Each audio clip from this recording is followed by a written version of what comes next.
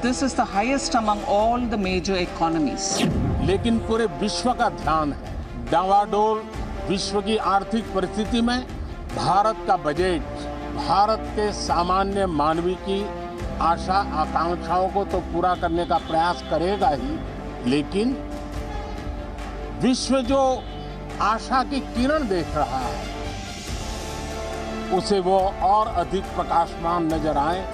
आज देश की पहचान तेज विकास और दूरगामी दृष्टि के लिए गए फैसलों के लिए भी जाने जाते हैं। इसलिए हम दुनिया के 2वें नंबर की अर्थव्यवस्था से 5वें नंबर पर पहुंचे। The IMF sees India as a bright spot in the global economy. The World Bank says that India is in a better position to deal with global headwinds than many other countries. ये भारत 25 वर्षों का road map रख के चल रहा है कि हम विकसित भारत को कैसे बनाएंगे और स्वर्णिम काल में भारत को कैसे लेकर जाएंगे। हमें 2047 तक ऐसे राष्ट्र का निर्माण करना है जो अतीत के गौरव से जुड़ा हो और जिसमें आधुनिकता का हर स्वर्णिम अध्याय हो। हमें ऐसा भारत बनाना है जो आत्मनिर्भर हो। और इसी पर बात करने के लिए मेरे साथ एक बेहद खास मेहमानों का पैनल जुड़ा है। कुछ लोग हमारे साथ, कुछ मंत्री भी जुड़ेंगे 1-to-1 बातचीत करने के लिए और उनसे भी हम खास बात करेंगे। लेकिन सबसे पहले पैनल में कौन कौन है ये मैं आपको बता देता हूं। ओलंपिक पदक विजेता भारतीय जनता पार्टी के राष्ट्रीय प्रवक्ता और पूर्व केंद्रीय मंत्री राज्यवर्धन सिंह राठौर जी मेरे साथ हैं। मलूक नागर जी थोड़ी देर में मेरे साथ जुड़ चुके हैं, इनफैक्ट सांसद हैं बीएसपी के, वो मेरे साथ हैं। मेरे साथ महिमा सिंह जी हैं जो कि राष्ट्रीय प्रवक्ता हैं कांग्रेस की, वो मेरे साथ जुड़ चुके हैं। घनश्याम तिवारी जी मेरे साथ हैं जो कि समाजवादी पार्टी के प्रवक्ता हैं, वो मेरे साथ जुड़ चुके हैं। डॉक्टर सचिन चतुर्वेदी जी मेरे साथ हैं, RBI reserve bank of India के बोर्ड ऑफ डायरेक्टर्स में से एक डायरेक्टर हैं और साथ ही साथ आरआईएस जो एक विंग है भारत सरकार की, उसके डायरेक्टर जनरल हैं और एक जाने माने अर्थशास्त्री हैं। लेकिन सबसे पहले मैं शुरुआत राज्यवर्धन जी आपकी अनुमति से महिमा सिंह जी को मौका देना चाहूंगा, क्योंकि हमने आज सरकार के कई वक्तव्य सुने हैं, कई बात सुनी है। आपकी आलोचना में सिर्फ एक बात आई कि ये चुनावी बजट है। मैं सचिन चतुर्वेदी से जिसे इसके इंटरनेशनल और अर्थशास्त्री के एस्पेक्ट समझे, उससे पहले मैं एक एक पॉलिटिकल स्टेटमेंट आप सबका लेना चाहूंगा और आपसे जानना चाहूंगा। मुझे बताइए मैम, ये जो बजट है इसमें आपने सिर्फ यही कहा कि ये चुनावी बजट लगता है। अगर सरकार चुनावी बजट भी चुनावी साल में लाती है तो गलत क्या है और आपको इसकी आलोचना क्यों करनी पड़ रही है, ये भी समझाइए। दीपक जी नमस्कार और सभी को नमस्कार। यकीन उनके वादे पे लाना पड़ेगा, यकीन उनके वादे पे लाना पड़ेगा, ये धोखा तो दानिस्ता खाना पड़ेगा। देखिए बात ऐसी है दीपक जी कि जुमले बड़े बड़े। आज 1.5 घंटे का हमने वित्त मंत्री जी का भाषण सुना और उस भाषण में जो हमने सुना पार्ट बी पर वो आई 11 बजे शुरू करके 12 बजे ठीक 1 घंटे के बाद, और उस 1 घंटे में जो हमने बातें सुनी वो बड़े बड़े उसमें दावे थे और वादे थे और शब्द थे। अमृत काल का पहला बजट है या अमृत पीढ़ी है या और इस तरह की कितनी ही बातें सुनी। मैं आपको 2-3 बातों के माध्यम से बताऊंगी कि हमें जो लगता है वो क्यों लगता है। देखिए, वायदे बनाम जो सच्चाई है, वायदे बनाम वास्तविकता को प्रमाणित करने के लिए एक छोटा सा उदाहरण दूंगी। 2017 के बजट में अरुण जेटली जी ने घोषित किया था कि हम 100 इंडिया इंटरनेशनल स्किल सेंटर खोलेंगे और 2022 में प्रेस इंफॉर्मेशन ब्यूरो की रिपोर्ट के मुताबिक धर्मेंद्र प्रधान जी ने पहले इंडिया इंटरनेशनल स्किल सेंटर का उद्घाटन किया भुवनेश्वर के अंदर, जबकि 2017 के अगस्त में यह दावा किया गया था सरकार के द्वारा कि 14 इंडिया इंटरनेशनल स्किल सेंटर खोले जा चुके हैं और 25 आगामी वर्षों में खोले जाएंगे। उसके बाद 2019 के अंदर दोबारा से चुन के भी आ गई है सरकार। ये एक उदाहरण मैंने दिया और अभी आपके शो में आगे चलकर और ऐसे बहुत सारे उदाहरण दूंगी। मेरे पास एक और जो प्रमाण है वो देखिए, आज IITs की बात हो रही थी या टेक्नोलॉजी की बात हो रही थी या बात हो रही थी Indian institute of millet research की भी। उन्होंने बताया मिलेट्स, हम कितनी तरह के मिलेट्स उगाते हैं, बहुत अच्छी बात है। मैं ये याद दिला देना चाहती हूँ सरकार के यहाँ मौजूद प्रवक्ता के माध्यम से सरकार को याद दिला देना चाहती हूं कि भारतवर्ष के अंदर आज 49 ऐसे संस्थान हैं, IITs और NITs और IIITs मिलाकर के, जहां पर निदेशक नहीं है, और इसमें से 10 तो ऐसे हैं जिसमें 8 से 9 वर्षों से निदेशक नहीं है। तो आप बातें कर रहे हैं, आप वायदे बहुत बड़े बड़े कर रहे हैं, आप उसमें बेरोजगारी का नाम नहीं ले रहे, आप उसमें आर्थिक असमानता का नाम नहीं ले रहे, आप उसमें बढ़ती महंगाई का नाम नहीं ले रहे, जबकि इनके अपने जो MSMEs के मंत्री हैं नारायण राणे जी, उन्होंने अभी महीना भर भी नहीं हुआ जब ये कहा था कि भारत जून तक रिसेशन की अवस्था में पहुंचेगा।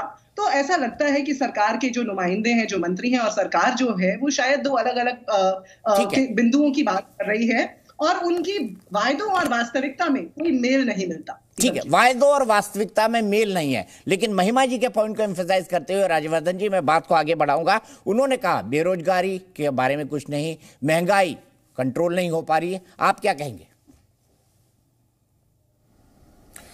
देखिए दीपक जी, बड़ा सिंपल सी बात है। अगर हम इकोनॉमी की बात करते हैं तो दुनिया की जितनी भी इकोनॉमिक एजेंसीज हैं, दुनिया के जितने भी बिजनेसमैन हैं, जरा उनकी तरफ एक बार सोचिए और देखिए कि वो आज किस देश को देख रहे हैं कि सबसे स्टेबल, आगे बढ़ने वाला, सबसे तेज आर्थिक प्रगति कहाँ पर हो रही है, और एकमात्र देश पूरी दुनिया के अंदर है, वो है भारत। तो कोई ना कोई कारण है कि इतना विश्वास भारत के अंदर है कहे, और जो इतनी तेज जो हमारी इकोनॉमी उठ रही है उसके अंदर भारतीय सरकार का, मोदी सरकार का जो इन्वेस्टमेंट है वो एक बहुत बड़ा रोल प्ले करता है। किस तरह से हमारी सोशल वेलफेयर स्कीम्स धरातल तक पहुंच रही हैं, सच्चाई से कोई उसमें लीकेज नहीं हो रहा। लीकेज से याद आया, कांग्रेस वाले तो इस बात को बहुत अच्छी तरह समझते होंगे। खैर, राजनीतिक बात छोड़िए, वापस आते हैं बजट के ऊपर। तो कोई भी लीकेज नहीं है, कोई बिचौलिए नहीं है, सोशल वेलफेयर स्कीम्स सब नीचे तक पहुंच रही है। ये बजट आज का भी है और कल का भी है। आज किसानों के लिए कई गुना ज्यादा 20 लाख करोड़ अवेलेबल है उनके पास लोन। आज हमने मेडिकल जो स्वास्थ्य हमारा पूरा इंफ्रास्ट्रक्चर है उसको आत्मनिर्भर बना दिया। हमने एम्स और मेडिकल कॉलेजेस और अब नर्सिंग कॉलेजेस बड़ी मात्रा में खोले हैं। हमने रिसर्च के ऊपर पैसा दिया है। ये आज की बात है। इंफ्रास्ट्रक्चर जो हो रहा है, 10 लाख करोड़ रुपए इंफ्रास्ट्रक्चर पर लग रहा है। आप देखिए, जहां जहां इंफ्रास्ट्रक्चर खड़ा होता जाएगा वहां एकदम प्रगति और विकास आता है, और कितने सारे रोजगार उसके अंदर पैदा हो जाते हैं। अब रोजगार की बात करें तो उसमें हम आज कोडिंग और सॉफ्टवेयर भी प्रधानमंत्री कौशल विकास के अंदर जोड़ रहे हैं। अगर भविष्य की बात करते हैं तो आर्टिफिशियल इंटेलिजेंस तो दुनिया की बहुत बड़ा एक जिस पे काम होने वाला है, उसको हम भारत के अंदर हब बनाना चाहते हैं। उसकी तैयारी अभी से होनी चाहिए। हम ग्रीन टेक्नोलॉजी के ऊपर, ग्रीन एनर्जी के ऊपर हम जा रहे हैं। आप देख रहे हैं किस तरह से यूक्रेन और रशिया के युद्ध के अंदर आज यूरोप बंदी बन गया है एनर्जी को लेकर, लेकिन भारत इस चंगुल में नहीं फंसने वाला। हम आज फॉसिल फ्यूल से ट्रांसफर हो रहे हैं ग्रीन एनर्जी के ऊपर, रिन्यूएबल एनर्जी के ऊपर। तो आज का और भविष्य का, ठीक है, इस पूरी तैयारी के साथ ये बजट है जो हर वर्ग को टच करता है, हर क्षेत्र को टच करता है, टूरिज्म को टच करता है, हर तरह से। ठीक है, देश की प्रगति के अंदर ये बजट है। ठीक है, मैं मल्लुक जी के पास चलूंगा। महिमा जी, मैंने आपका हाथ उठते देख लिया है, लेकिन मुझे एक मौका घनश्याम जी को भी देना है, मल्लुक को भी देना है, मल्लुक जी को भी देना है। लेकिन उससे पहले डॉक्टर सचिन चतुर्वेदी, मैं आपसे जानना चाहूंगा, सरकार कह रही है, एक्सपर्ट कह रही है कि दुनिया में मंदी है और भारत में बुलंदी है। क्या ये परसेप्शन सही है? क्या भारत वाकई $5 ट्रिलियन की इकोनॉमी आने वाले सालों में बन पाएगा? बिल्कुल सही है दीपक जी। भारत के अंदर जिस मुद्रास्फीति की दर को सरकार ने नियंत्रण करा है, उसका एक बड़ा कारण हमारे सामने बिल्कुल साफ है। अगर आप देखें जो हमारे स्टैटिस्टिक्स कल रखे गए इकोनॉमिक सर्वे में, जहां हमने देखा कि डेफिसिट जो Q3 में $36.4 बिलियन का था, करीब 4.4% हमारे GDP का उसका हिस्सा था। वही अब बदल करके हमारा डेफिसिट जो है वो $18.2 बिलियन हो गया, जो कि 2.2% ऑफ GDP है। और यही बात वित्त मंत्री ने आज अपने बजट की शुरुआत में कही कि सरकार इस विषम स्थिति से निकल कर आई है। और इसका दीपक जी एक बड़ा कारण यह है कि सरकार ने और रिजर्व बैंक ऑफ इंडिया ने खुद अपनी ऑटोनॉमी को एक्सरसाइज किया है। हम IMF की दखलंदाजी को हम लोगों ने कभी अलाउ नहीं किया। आपको याद होगा जब 2022 में लगातार मुद्रास्फीति अमेरिका में हो रही थी, कोविड के बाद की क्राइसिस थी, रिजर्व बैंक ने कई दफा ये तय करा कि जो मुद्रास्फीति को कंट्रोल करने का तरीका होगा वो भारत का अपना होगा, और उसी का आज आप परिणाम देख रहे हैं कि अमेरिका जिस पॉलिसी को अपना रहा था उसको अपनाते हुए वो रिसेशन में चले गए, और अब हम एक उभरते हुए सितारे, जैसा आपने शुरू में कहा, भारत उभर के निकल के आया है। इसका सबसे बड़ा कारण हमको भूलना नहीं चाहिए, वो हमारी डिसीजन करने की अपनी क्षमता, अपना विश्वास और अपना एक्शन, ये हमारे लिए आवश्यक था। और उसी के चलते आप देखते हैं जो मैंने Q3 और Q2 का डेटा आपको दिया, वही डेटा कल इकोनॉमिक सर्वे ने पूरे 8 साल के लिए सरकार के सामने रखा है। और इसका दीपक जी असर ये हो रहा है कि जो सरकार इन्वेस्ट कर रही है, जैसा आज अपने बजट में वित्त मंत्री ने शुरू में ही अपने भाषण में बात कही कि सरकार ने कैपेक्स को 10 लाख करोड़ के ऊपर लाकर खड़ा कर दिया है। आज तक कभी भी भारत के इतिहास में कैपेक्स 10 लाख करोड़ रुपए का कभी नहीं हुआ।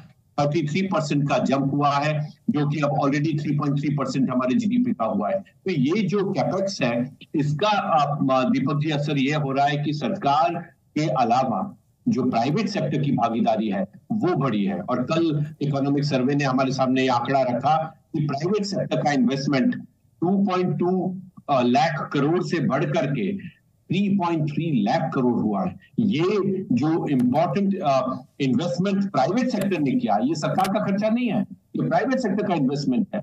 उनका भारत की अर्थव्यवस्था में विश्वास है। और आप जानते हैं कि 2009 से प्राइवेट सेक्टर का इन्वेस्टमेंट भारत के अंदर लगातार गिरता गया है, और वो सिलसिला लगातार चल रहा था।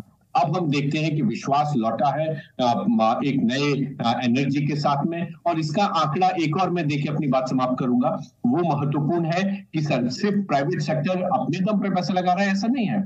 अगर आप देखेंगे बेसिक मेटल्स के ऊपर जो क्रेडिट क्रिएशन हुआ है वो नवंबर 21 में -15.5% था, जो बढ़कर के 15.3% हो गया। फूड प्रोसेसिंग में 6.1% था, बढ़कर के 7.4% हो गया। टेक्सटाइल और लेदर, ये 2 सेक्टर ऐसे हैं जो रोजगार का सृजन करते हैं। और लेदर में अगर आप देखें, जहां -1.7% था, वो बढ़कर के 5.9% हुआ। इसी तरह टेक्सटाइल यूनिट्स में हम देखते हैं कि क्रेडिट का एक्सपेंशन हुआ है। केमिकल्स में हुआ है 6.4% से बढ़ के 19.1%। तो दीपक जी, सवाल यह है कि जिस महंगाई की हम बात कर रहे हैं उसके ऊपर कंट्रोल करना और क्वालिटी ऑफ एक्सपेंडिचर को बढ़ाना, जिससे कि हम कैपिटल में इन्वेस्ट करें और वो स्पिल ओवर दे। और ये स्पिल ओवर राज्य सरकारें अपने खाते में ले रही हैं, क्योंकि वो भी उस स्पिल ओवर का हिस्सा बन रही हैं। तो हम देख रहे हैं कि प्राइवेट सेक्टर इन्वेस्ट कर रहा है। महंगाई बाकी देशों को देखते हुए भारत में कम है, भारत में रिसेशन की संभावना नहीं है। और अर्थशास्त्री जो अलग अलग जगह कह रहे हैं, अगर आप इसको 4.5% 25-26 तक, जैसा वित्त मंत्री ने कहा, अगर हम डेफिसिट लेकर के आ सकते हैं तो यह हमारे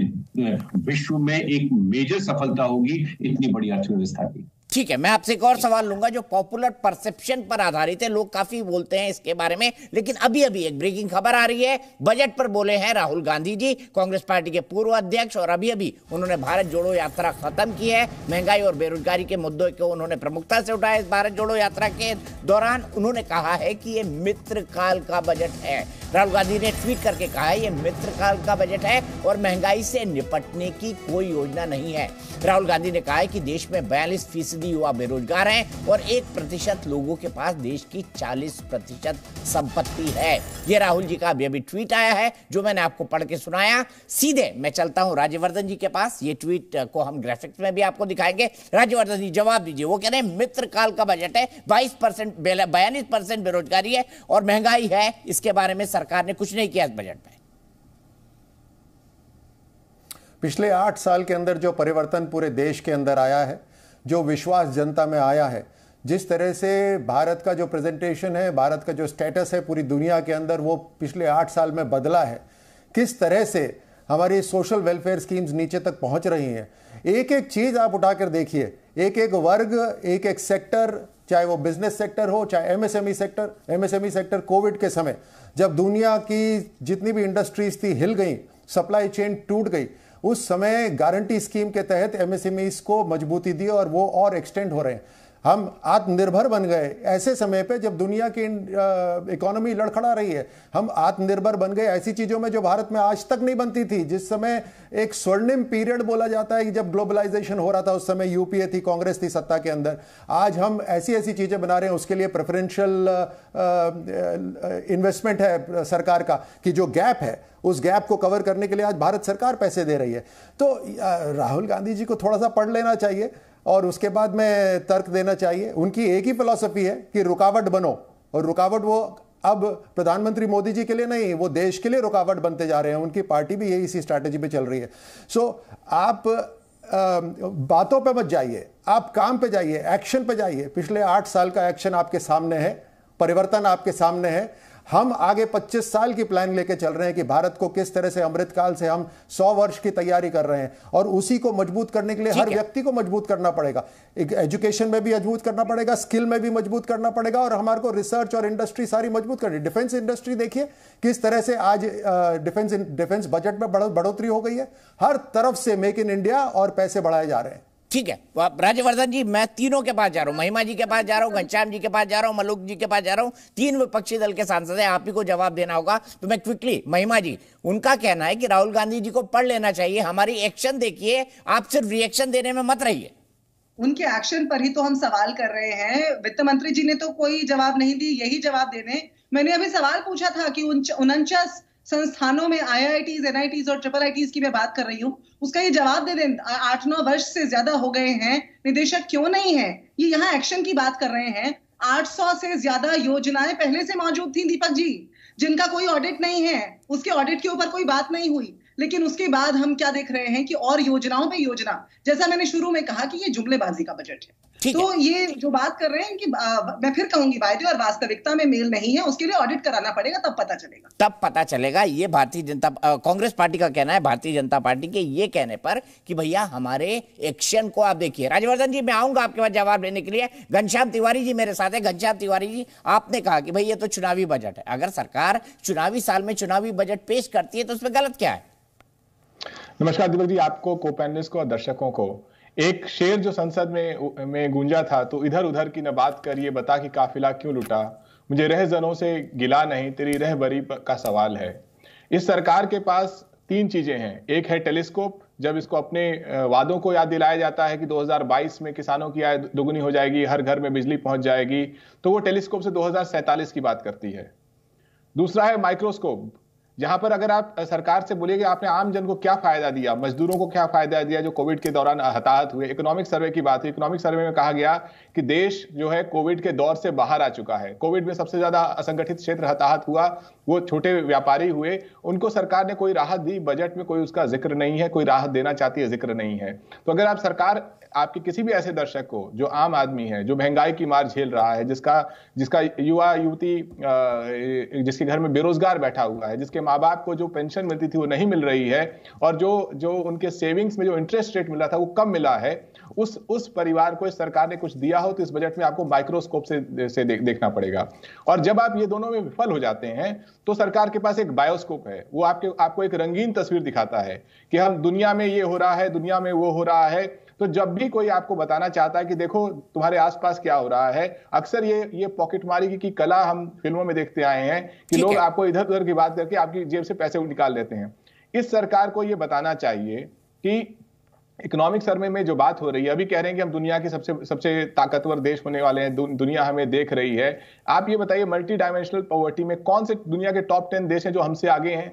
आप ये बताइए कि मनरेगा में किस कारण से आपने इसका बजट रिड्यूस किया? आपने 10 लाख करोड़ की बात की। सोचिए, मैं आपके हर एक दर्शक से कहना चाहता हूं, ठीक है, इस सरकार ने 45 लाख करोड़ का बजट प्रस्तुत किया है।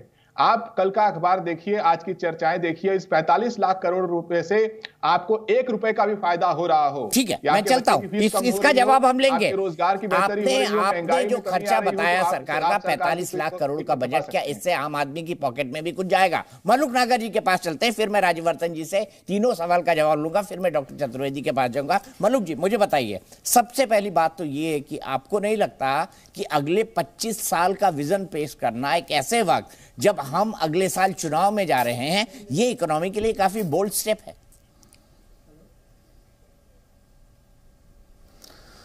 देखिए, आप जिस तरह प्रश्न पूछ रहे हैं तो आप तो काफ़ी आशावादी हैं और आपको ऐसा लगता है कि बहुत अच्छा बजट आया है और सरकार की स्कीम बहुत उम्मीद पर ही दुनिया कायम है।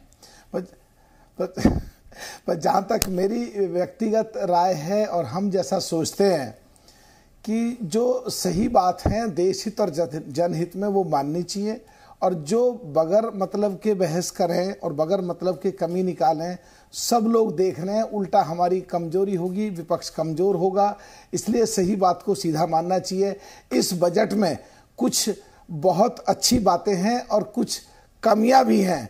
अच्छी बात में ये है कि 5 लाख से जो 7 लाख इन्होंने स्लैब बढ़ाया है वो बहुत अच्छी बात है। और जो गांवों की तरफ, खास करके हिंदुस्तान और दूसरे देशों के बॉर्डर की तरफ जो पर्यटन विभाग को बढ़ाने की बात करी है वो भी अच्छी बात है। लेकिन जो पर्यटन विभाग के द्वारा देश के बॉर्डर की बात करें तो वो सीधा एकदम दिमाग में आता है कि हिंदुस्तान और पाकिस्तान का बॉर्डर और 370 के हटने के बाद वहाँ के जो गुजर बकरवाल हैं या मुसलमान गुजर हैं उनकी तरफ जो पर्यटन को बढ़ाने की बात करी है वो अच्छी बात है।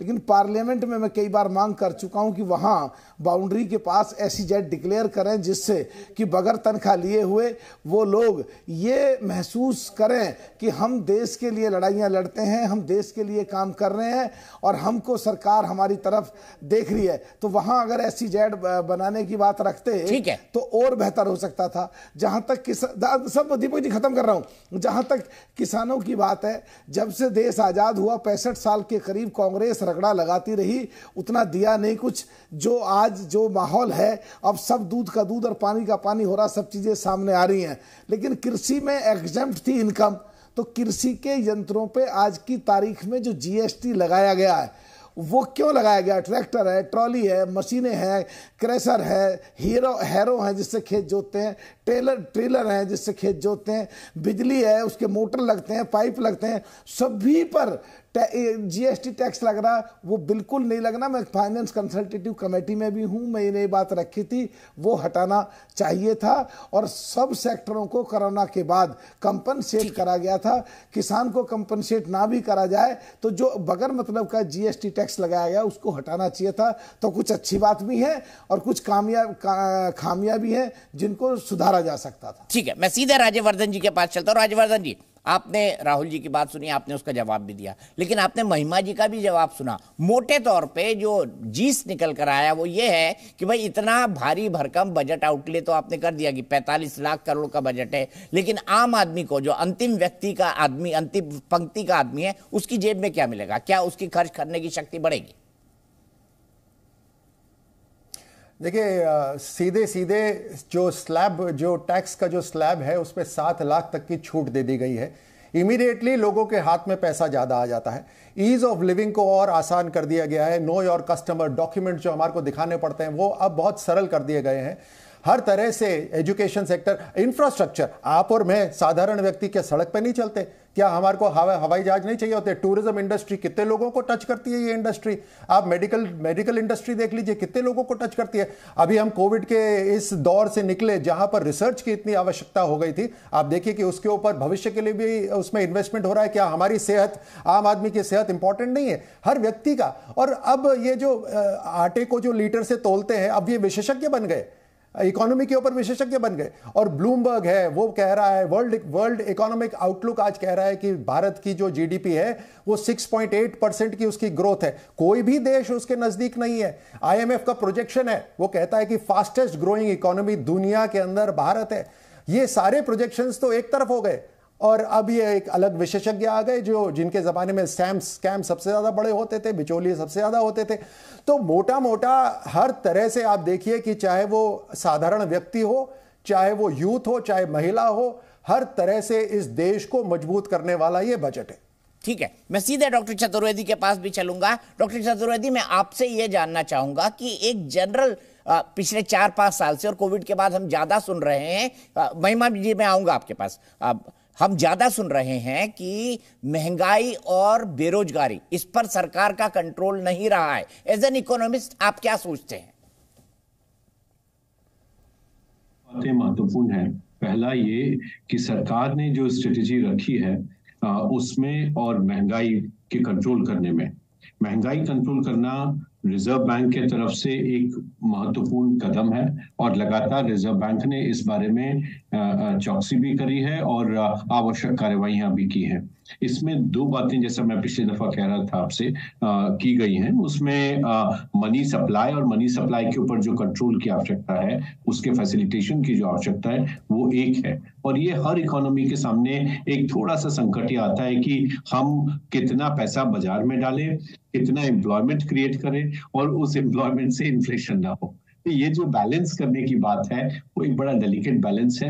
सरकार के तरफ से मुद्रास्फीति को नियंत्रण में लाने का काम लगातार, जैसा मैंने पिछले दफा आंकड़ों के साथ कहा, अभी मैं फिर से कहूंगा कि वो ईज ऑफ लिविंग का एक बड़ा हिस्सा बनकर के आया है। उसी में आज आपने देखा होगा जो 80,000 करोड़ रुपए का एक major allocation PM Awas Yojana में किया गया। इस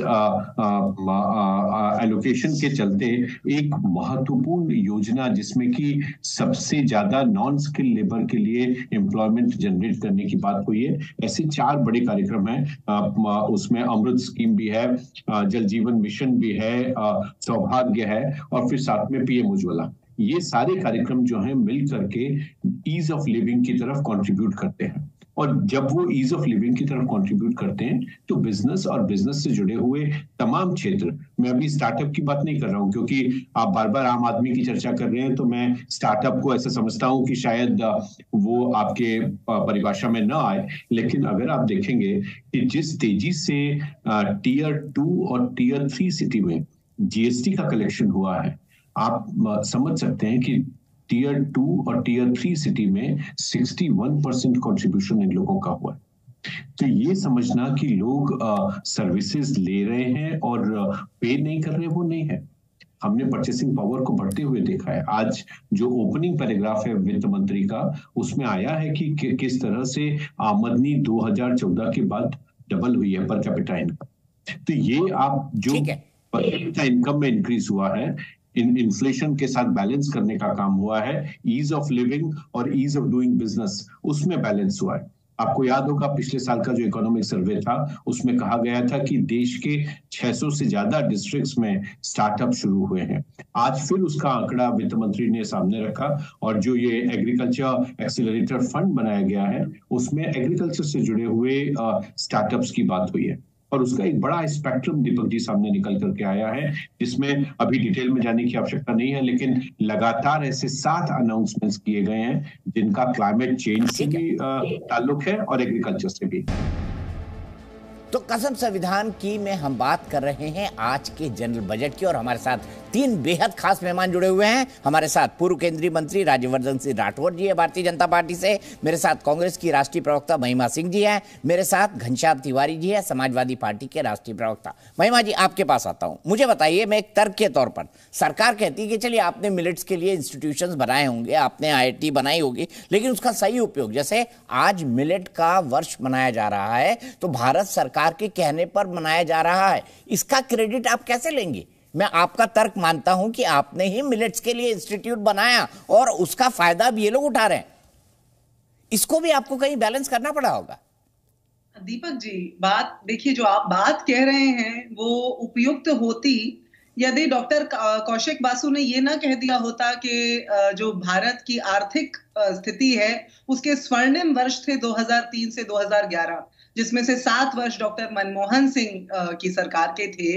और अभी चीफ इकोनॉमिक एडवाइजर ने जो इकोनॉमिक सर्वे दिया है उसके अंदर जो बातें कही गई, हालांकि मैं कहूंगी अंग्रेजी में उसको मायोपिक व्यू कह देते हैं, निकटदर्शिता उसको कह देते हैं, लेकिन डॉक्टर कौशिक बासु जैसे आर्थिक विशेषज्ञ जब कोई बात कहते हैं तो उससे ये सामने आता है कि आज जब IMF तारीफ कर रहा है, आज जब आप कह रहे हैं कि ये सरकार उपयोग कर रही है इन संस्थानों का या जो भी व्यवस्थाएं कांग्रेस पार्टी की सरकार के दौरान, यूपीए की सरकार के दौरान बनाई गई थी, तो मैं यही कहूंगी कि देखिए, जब हम बीज लगाते हैं और उसको पालते हैं और फिर जब वो एक दिन बाग बन के उभरता है और उसके फल लगते हैं, बागबान बदल जाए तो जो है श्रेय बदला नहीं करता। यदि किसी के अंदर इंटेग्रिटी हो तो वो इस बात को मानेंगे। 75 वर्ष क्या किया के सवाल के बजाय, रेटोरिक्स के बजाय वो ये बात मानेंगे कि हाँ ठीक है, जो देश है वो सभी पार्टियों के सहयोग से चलता है। कभी विपक्ष में हम होते हैं, कभी सत्ता पक्ष में वो होते हैं।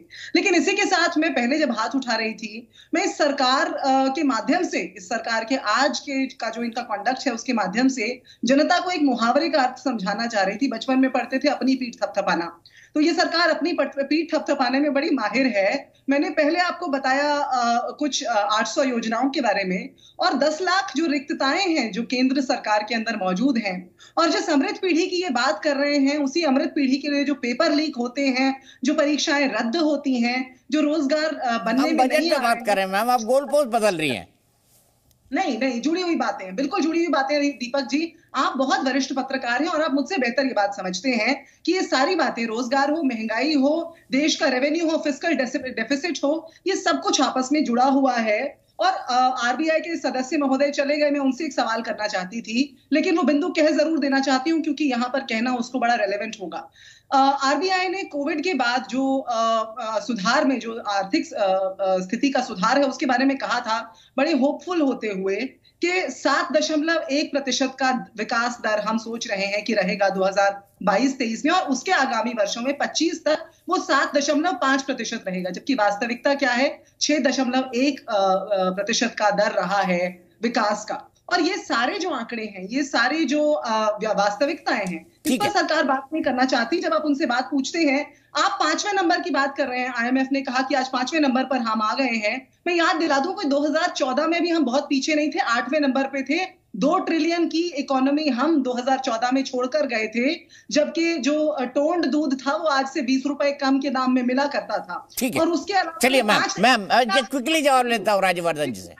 आखिरी एक जरूरी बिंदु है, क्योंकि 5 लाख और 7 लाख की स्लैब की बड़ी बात हो रही है, और उसके ऊपर अभी हमने सुना कि भाजपा के प्रवक्ता ने बड़ा उस पर विस्तार किया। मैं ये भी बता दूं उसमें कैसे बरगलाया जा रहा है। 5 लाख से 7 लाख जो किया है, आज से पहले भी 5 लाख वाली जो टैक्स स्लैब थी उसको 1.5 लाख का बेनिफिट मिल जाता था और 50,000 का बेनिफिट मिलता था न्यू पेंशन स्कीम को अवेल करने पर, तब भी वो 7 लाख हो जाता था। तो ये बरगलाने का बजट है, जुमलेबाजी का बजट है। ठीक है, लेकिन अगर आप ओल्ड इनकम टैक्स लेती हैं तो अभी भी वो आपको मिलेगा मैम, वो आपको मिलेगा। तो थोड़ा सा अंतर इसका समझिए, एनपीएस आपको मिलेगा अगर आप ओल्ड इनकम टैक्स की स्कीम लेती है। राज्यवर्धन जी, मैं आपके पास आऊंगा और उनका कहना है कि भाई जुमलेबाजी का बजट है, जो शब्द इस्तेमाल करती है।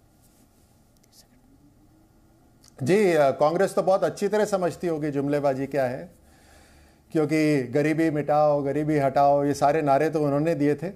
और पेपर लीक की बहुत अच्छा हुआ बात कर याद दिलाई इन्होंने। राजस्थान सरकार कांग्रेस की है, मुझे बोलने दीजिए। अभी जब आप बोल रहे थे मैंने बिल्कुल भी नहीं बोला। अभी सरकार हमारी है तो हमारा बजट है, जब आपकी थी तो आपका बजट था, लेकिन राजस्थान में आपकी सरकार है और वहां पर 17 बार पेपर लीक हो गए। तो आप इन सब की तो बातें मत करिए। मैं यहीं पर आपको रोकूंगा, माफी चाहूंगा राज्यवर्धन जी, महिमा जी, मैं बहस को बीच में काट रहा हूं क्योंकि मेरे साथ इस वक्त सरकार की एक बड़ी मंत्री स्मृति ईरानी जी जुड़ चुकी है, महिला एवं बाल विकास मंत्री हैं। स्मृति जी, सबसे पहले आपसे जानना चाहूंगा महिलाओं के बारे में। नारी शक्ति कई बार वित्त मंत्री ने जिक्र किया, और आज हमने एक तस्वीर देखी, सुप्रीम हमारी सेना की, तीनों सेनाओं की सुप्रीम कमांडर एक महिला, उनके साथ एक महिला वित्त मंत्री खड़ी हुई, और महिला और बाल विकास मंत्री जो है नारी शक्ति के बारे में बात करती हुई। नारी शक्ति प्रधानमंत्री मोदी का एक बड़ा वोट बैंक रहा है, क्या आपने उसको कुछ करने की कोशिश की है? बीजेपी का भी। मैं इतना ही कहूंगी दीपक जी कि प्रधानमंत्री मोदी जी के नेतृत्व में नारी सशक्तिकरण का विषय जो है वो थोड़ा एक नए स्वरूप में प्रस्तुत हुआ है राष्ट्र के सामने। प्रधानमंत्री मोदी ने कहा है कि राष्ट्र का अगर सशक्तिकरण करना है तो नारी को उत्थान का केंद्र बिंदु बनाना पड़ेगा। तो विमेन एम्पावरमेंट की तो बहुत नेताओं ने बात की, विमेन लेड डेवलपमेंट की बात देश में पहली बार नरेंद्र मोदी कर रहे हैं, लेकिन अपने आप को बात तक सीमित नहीं रख रहे। आज जब बजट की स्पीच की शुरुआत हुई तो वो हमारे धरा पर जो सेल्फ हेल्प ग्रुप की बहनें हैं, लगभग 9 करोड़, वो अपने एंटरप्राइज के माध्यम से कैसे अर्थतंत्र में योगदान दे सकती हैं और अपने परिवार के बजट में कैसे इजाफा कर सकते हैं उसका उल्लेख हुआ सबसे पहले। एक तरफ सबका ध्यान आकृष्ट रहा जो बचत की दृष्टि से सम्मान के इंस्ट्रूमेंट की वित्त मंत्री जी ने बात कही, लेकिन आज बजट का हर पहलू देश की महिला को छूता है। जब प्रधानमंत्री जी के आशीर्वाद से 20 लाख करोड़ के एग्रीकल्चरल क्रेडिट फंड की घोषणा हुई आज, और मत्स्य संपदा की बात हुई, एनिमल हस्बेंड्री की बात हुई, तो एग्रीकल्चर में सबसे बड़ा योगदान तो महिला का रहा। छोटा सा एक विषय श्री अन्न का, मिलेट्स न्यूट्रिशन का भी एक बहुत बड़ा साधन है, लेकिन व्यवसाय का भी एक बहुत बड़ा साधन है, उसमें भी तो महिला की भागीदारी है। जब इंफ्रास्ट्रक्चर के 33% के जो एक्सपेंडिचर का इजाफा का आज उल्लेख हुआ, इंफ्रास्ट्रक्चर बनेगा तो जितनी नौकरियां पुरुषों को मिलेंगी उतनी महिलाओं को भी मिलेगी। लेकिन विशेष ध्यान आपका आकृष्ट करती हूँ कि 157 जो नर्सिंग कॉलेजेस की स्थापना की बात कही है, उसमें ज्यादातर हमारी देश की बेटियां आएंगी जो कोलिकेट होंगे मेडिकल कॉलेजेस के साथ। तो बेटी चाहे नर्स की भूमिका में हो, डॉक्टर की भूमिका में हो, किसान की भूमिका में हो, अथवा देश की महामहिम राष्ट्रपति की भूमिका में हो, या वित्त मंत्री की भूमिका में हो, देश के प्रधानमंत्री ने कहा है राष्ट्र का उत्थान करना है तो महिला का उत्थान करो। ठीक है, आपने बात बड़ी कही, और वाकई में ये कहा जाता है कि अगर घर का उत्थान करना हो, 3 पीढ़ियों को पढ़ाना हो, तो घर की महिला को पढ़ाओ, उसको सशक्त बनाओ, और शायद यही नया एक्सपेरिमेंट अब करने की कोशिश हो रही है। मैं आपसे समझना चाहूँगा एक चीज़, और वो बड़ी बात है, अगला साल चुनावी साल है। मैं जिस मंत्री से पूछ रहा हूँ कि ये बजट वोट दिला पाएगा, बोल रहे हैं हम तो बजट की बात ही नहीं कर रहे हैं, वोट तो हमारे लिए दूसरा मुद्दा है। हम अभी India at the rate of 75 है, हम 2047 यानी आज से 25 साल का बाद का भारत कैसे हो उसकी बात कर रहे हैं। क्या ये बहुत ज़्यादा रिस्क लेना नहीं हो गया चुनावी साल में? क्या भारत के भविष्य पर विश्वास जताना रिस्क लेना होता है दीपक जी? क्या भारत की प्रतिभा पर विश्वास दिखाना रिस्क लेना होता है? लेकिन मैं तो अभिनंदन करती हूँ प्रधानमंत्री जी का, जिन्होंने कहा कि हम डे टू डे लाइफ और लिविंग के ऊपर तो ध्यान दे ही, लेकिन भविष्य पर भी तवज्जो दें कि अगर लक्ष्य की ओर जाना है तो उस लक्ष्य को पहुंचने वाले रास्ते का भी निर्माण करें, और यही ये बजट करता है। तो एक तरफ कृषि और मत्स्य संपदा की बात करता है, दूसरी तरफ आर्टिफिशियल इंटेलिजेंस के सेंटर ऑफ एक्सीलेंस की बात करता है। ठीक है, आपने कहा कि मत्स्य संपदा की बात हो रही है, तो आर्टिफिशियल इंटेलिजेंस की भी बात हो रही है। मैं आपसे 2 आखिरी सवाल लूंगा स्मृति जी, मुझे पता है आपके पास वक्त कम है, लेकिन मैं जो है आपसे जानना चाहता हूं कि जो नए इनिशिएटिव्स हाल के अंदर लिए गए हैं, उन सब के बीच में जब विपक्षी पार्टी आरोप लगाती है, एक जनरल परसेप्शन फैलाया जाता है। राहुल गांधी जी ने भारत जोड़ो यात्रा में कहा कि बेरोजगारी बहुत है, महंगाई बहुत है। क्या ये बजट इसको डील कर पा रहा है? और तीसरी बात मैं जानना चाहूँगा, अभी भी राहुल जी ने ट्वीट किया है और कहा है कि मित्र लोगों का बजट है ये, इसको आप कैसे देखती हैं इस आलोचना? मैं इतना ही कहूंगी दीपक जी कि आपने वर्षों वर्ष जर्नलिज्म की है और निश्चित रूप से ये देखा होगा कि भारत में पहली बार 80 करोड़ नागरिकों को मुफ्त का राशन दिया जा रहा है जी। अगर ये 80 करोड़ नागरिक मोदी के मित्र हैं तो ऐसे मित्र, अगर ये 80 करोड़ नागरिक मोदी के मित्र हैं तो ऐसे मित्र सराखों पर। पहली बार 220 करोड़ वैक्सीन की डोज मुफ्त दी जा रही है और टेक्नोलॉजिकली पहुंचाई भी जा रही है। अगर ये 100 करोड़ से ज्यादा लोग मोदी के मित्र हैं तो ऐसे मित्र सराखों पर। प्रधानमंत्री आवास योजना में 3 करोड़ नागरिकों को घर मिल गया है और आज के बजट में 66% का इजाफा हुआ है। अगर वो गरीब जिसको घर मिल रहा है मोदी का मित्र है तो ऐसे मित्र सराखों पर। 11 करोड़ किसानों के बैंक के खाते में 2 लाख करोड़ गए मोदी सरकार की वजह से भारत की तिजोरी से।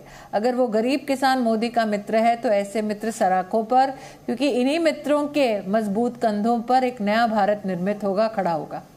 ठीक है, आपने आखिरी सवाल पूछ रहा हूं आपसे, आपने India at the rate of 100 की बात की, 25 वर्षों के रोड मैप की बात की, आगे की बात की, लेकिन लेकिन मैं फिर उसी सवाल पर वापस आ रहा हूं जिसको लेकर सबसे ज्यादा हो हल्ला मचाया जाता है और जिसको एक नया नैरेटिव बनाने की कोशिश भी की जाती है कि भाई ये बजट, अभी भी कह रहे हैं कि ये बजट महंगाई और बेरोजगारी को हैंडल नहीं करता। 42% जो है बेरोजगारी की दर है, ये भी ट्वीट में नीचे लिखा हुआ है। छोटा सा मैं दो तीन चीजें इसमें बोलना चाहूंगी दीपक जी, आपकी अनुमति से। एक, महंगाई की सबसे बड़ी मार पड़ती है जब रोजमर्रा के सामान को आप जब पैसे खर्चे करना जाते हैं तो उस पर कर कितना सरकार लगा रही है। तो आज जो ये टिप्पणी करने वाले नेता, उनसे पूछिए कि जब उनकी सरकार थी तो टूथपेस्ट पे वो 27% का क्यों टैक्स लगाते थे।